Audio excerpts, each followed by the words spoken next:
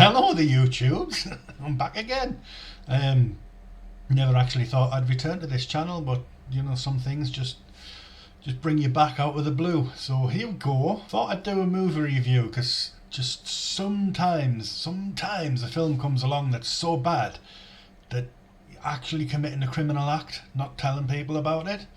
So I thought that the best way to go about it was probably just to revive this channel, even if this is the only video I do for the next God knows how long. I just thought I'd bring it back for this one because, oh God, oh, terrible. So obviously you can see the film I'm talking about is Section 8. It's a B movie. You know, I wasn't expecting Citizen Kane or anything with this. It's a Scott Adkins thing. That's the only reason I watched it, because I'll watch him in anything. But this one took a part of my soul that I don't think I'm ever going to get back. So as I said, I watch a lot of Scott Adkins films. They're not great. For some reason he's been relegated to B-movie shite. He's much better than that, and I don't know why Hollywood haven't picked up on it.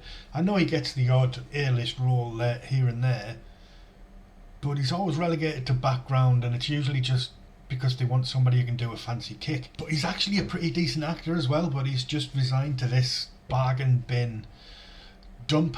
So anyway, Section 8, what is it? Well, I watched the trailer for it the other day and I thought that doesn't look too bad, I suppose. It's got Scott Adkins and Dolph Lundgren in. I'll give that a watch. The main character is actually played by Ryan Kwanten, Australian actor. Plays a former Special Forces soldier whose wife and son get killed by a couple of gangbangers, and he quickly goes on a revenge mission, puts them in their early graves, ends up doing life for it. Whilst in prison, he's approached by Dermot Mulroney, who's trying to look like Mel Gibson for some reason. He comes in, tries to offer him a job at this shady government agency. Quanten's just more concerned about seeing out his time. He's lost his wife, he's lost his kid, he doesn't give a shit anymore.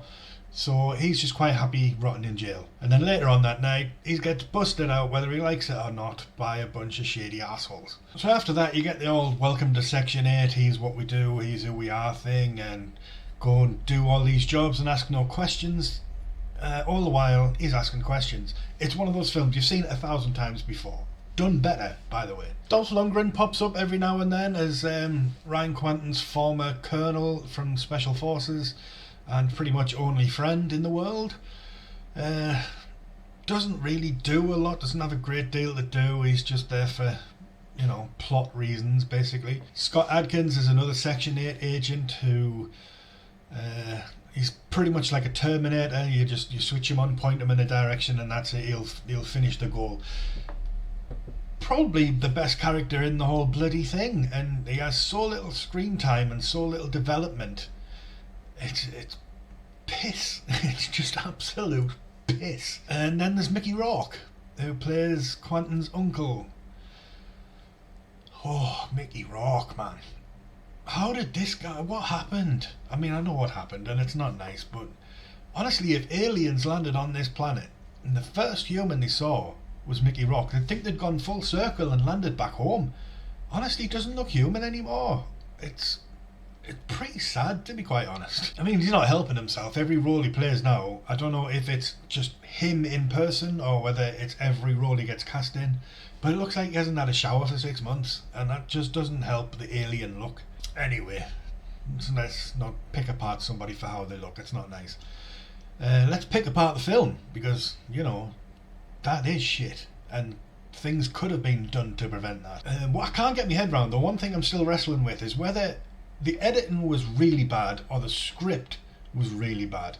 But somewhere along the line, it just seems like there's lines of dialogue missing that give subsequent lines context. It just like, it doesn't flow, it doesn't make sense. There's a scene in a bar that just ends. There's no resolution, there's no point to it at all. You could have taken it out and it wouldn't have affected the story one bit. It's just like, what is the point? I mean, there's a few good throwaway lines in there, like somebody who's worked fairly hard for like a day and put some good lines in, and then I think the rest of the script was written by poorly coded AI. I will say that the recognised cast actually does a decent job. So, you know, the likes of Mickey Rourke and Ryan Kwanten Adkins, Mulroney, they do all right with what they're given. I mean, it's not Shakespeare by any means, so they're a bit limited. Mulroney goes for the scenery chewing bad guy type role, and I can get behind that. I don't mind a good scenery chewing bad guy, but the supporting cast, oh, ouch, and extras. Oh my god, extras are just supposed to be there. You're not supposed to see them.